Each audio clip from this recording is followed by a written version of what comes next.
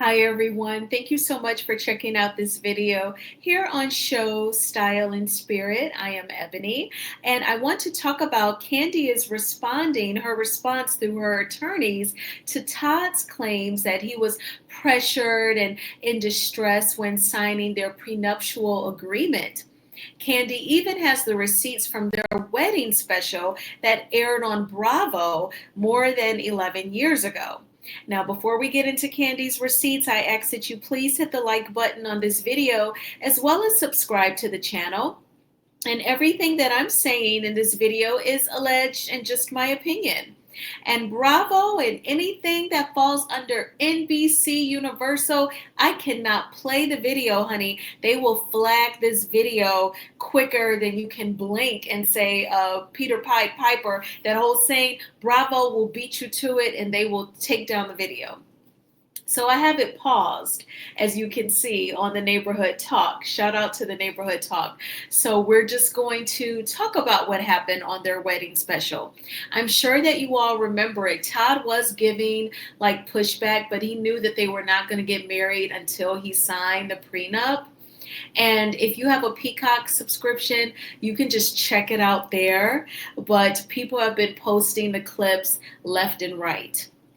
This story is just, I hate to see a couple break up. It's really sad. And they have been married for several years and they have two small children together. They've built businesses together. I've made a video about my thoughts on this.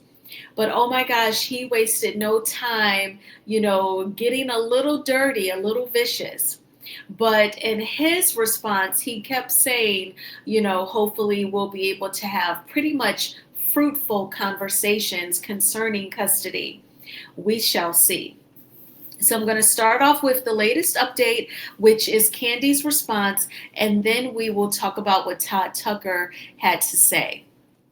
Okay, according to US Weekly, Kandi's attorneys filed an amended divorce petition dismissing Todd's claims that his lawyer wasn't present for the signing. So it should be reviewed. Kandi submitted multiple clips from their 2014 Bravo special, Kandi's Wedding, which featured Kandi and Todd discussing the prenup multiple times with both of their lawyers' input. The parties' journey to executing an enforceable prenuptial agreement was filmed and broadcast on Bravo Television Network with the knowledge and consent of both Burris and Tucker. Whoops, I kind of got fat fingered. Okay.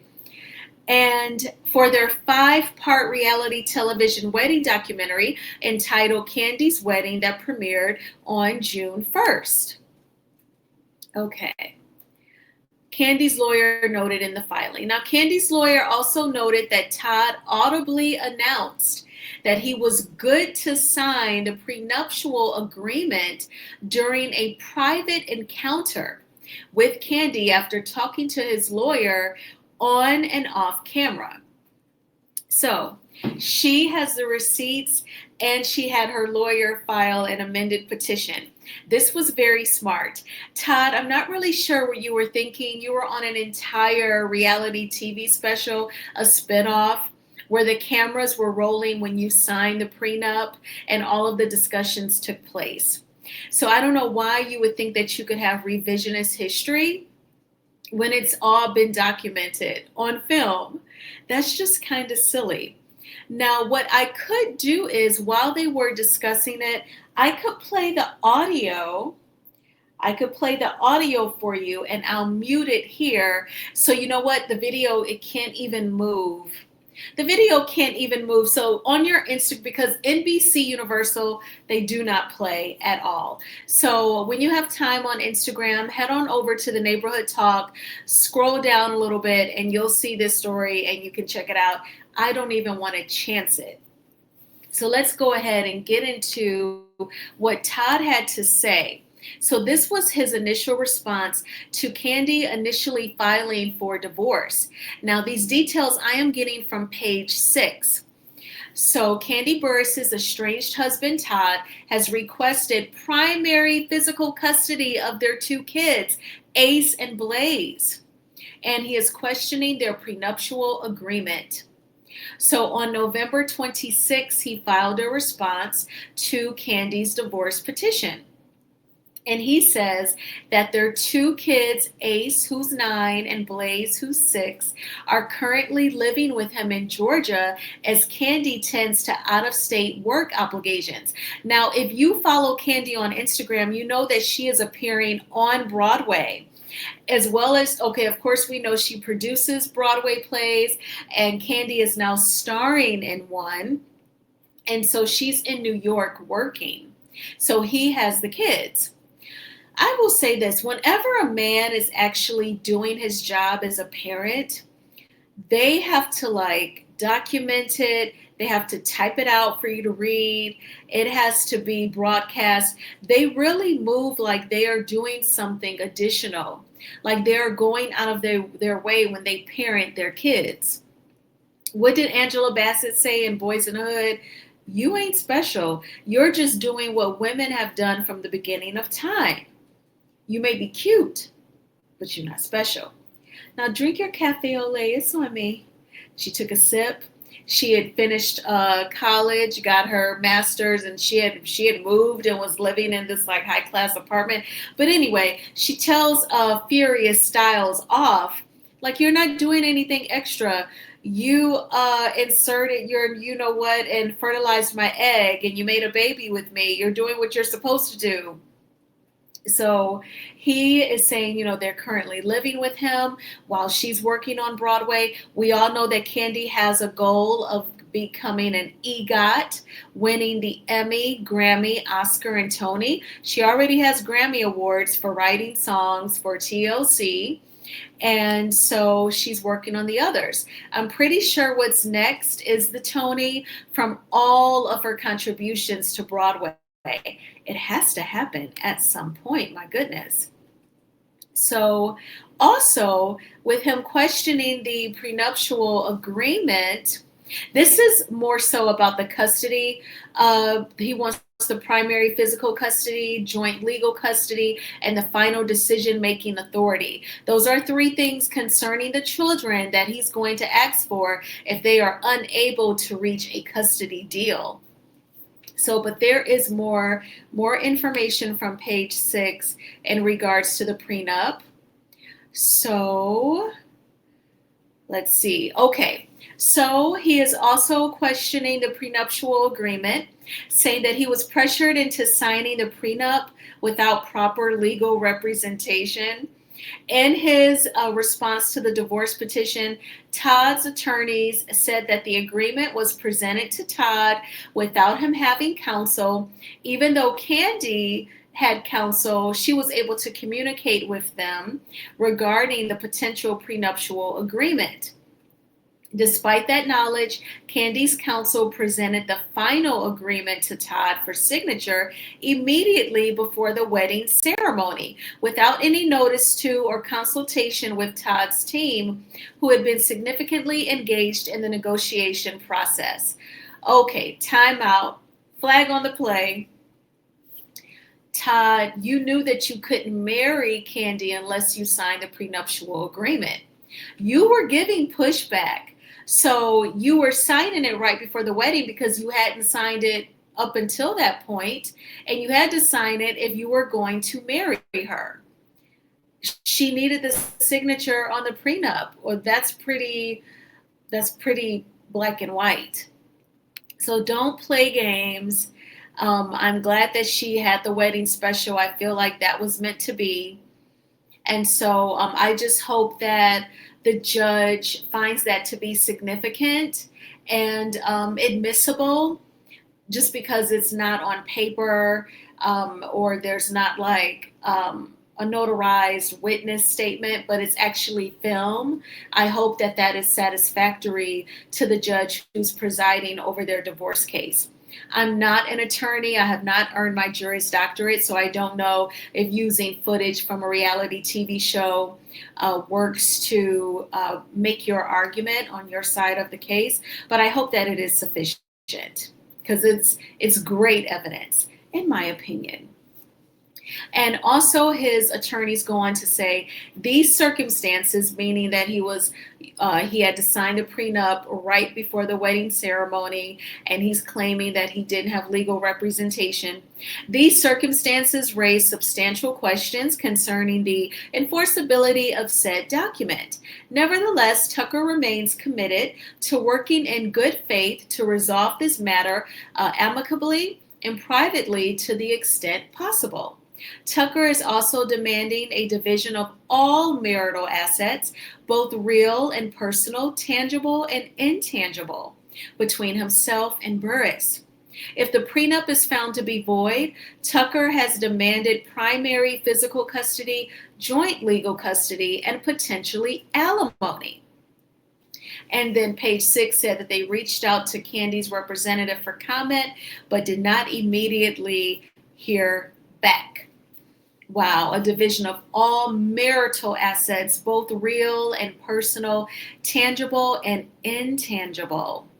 So intangible, something that you cannot, see, feel, touch. I guess he's thinking that sounds like equity and properties, perhaps. And like any marital savings account balances, he wants half. I don't think the prenup allows for half. Well, it's marital assets. Georgia is not a community property state. So if it was a community property state, yeah, they'd have to divvy up those assets. Just ask Vicki Gumbelson.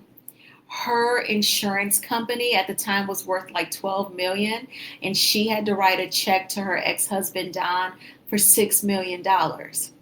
And she took him out to lunch, and she told him, "Don't take this check from me, Don."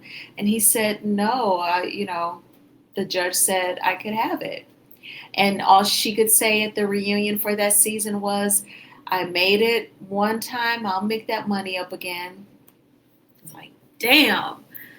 Woo! I don't think I would get married if I was a millionaire. No way. I wouldn't even get married. I would not combine our assets. Absolutely not.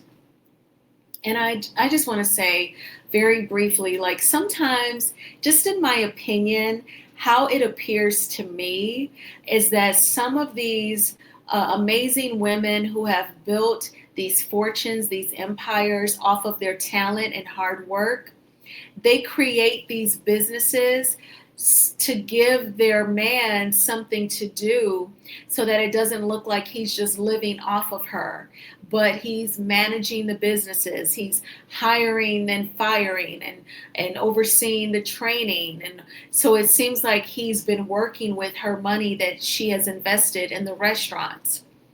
But don't settle. I mean, if a bunch of us amazing women are single because we refuse to settle, that would speak to the pool of men that's out there. They need to work on themselves. They're quick to tell a woman what she needs to work on. They need to also apply that to their own lives. And I feel the same thing like when Phaedra and Apollo were married, and she figured a business because he had been to prison. They were going to start a funeral home, and you have to be licensed. So she was commuting from Georgia to Alabama, taking the courses. She took the exam. She passed. She gets the licensing. She's working with a funeral businessman, Willie Watkins, down in Georgia. She's like his intern, learning what she can. And I always knew in the back of my mind, I always knew she was doing all of that for her husband, Apollo, so that he could have a legitimate business to run. But, he screwed all that up and you flushed her dream down the toilet when, he was indicted and convicted and imprisoned for committing fraud. Again. Well, the first time, I believe, reportedly, he went to prison for racketeering. And then the second time, fraud. But, Phaedra was trying to set all that up for him. And then, like, women will look past the prison record or look past the fact that he may not be this Grammy Award winning songwriter and singer who has accumulated millions of dollars, and they try to like create this pathway for the man. Only when you can't take it no more and you file divorce, now he wants primary physical custody, joint legal custody, final decision making, and half of all marital assets. Girl, mm-mm. And this is coming from a fan of Kandi's. I have a whole bag of bedroom candy. So, and that's just what I'll continue to stick with. I refuse to settle. But let me know in the comments, what do you all think about Todd asking for half of the marital assets, primary physical custody, joint legal custody, and the final decision making concerning the two kids? And what do you think about Kandi's receipts, which are literally their wedding spinoff? Do you think that the judge will be okay with it? I'm hoping. Is it unconventional? Yes. But is it legitimate? Absolutely. I thank you all so much for checking out this video. Please hit the like button on this video as well as subscribe to the channel. We are all going to have a wonderful Wednesday.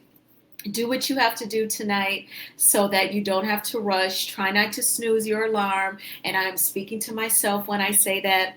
But I've already made my overnight oats. I've already had dinner. I just have to wash up the dishes. And yeah, I think I am going to film a short though. We shall see. And I will talk with you all soon. Oh, and I didn't share the page 6 screen because you know those online publications, they have so many ads. So many ads, so many pop-ups, and it just makes everything run slower. StreamYard does not like those online publications with all of the ads. It's just a train wreck. So I didn't share it. I just read from it when I was reading about Todd's demands. I just wanted to share that. But I will talk with you all soon. Bye.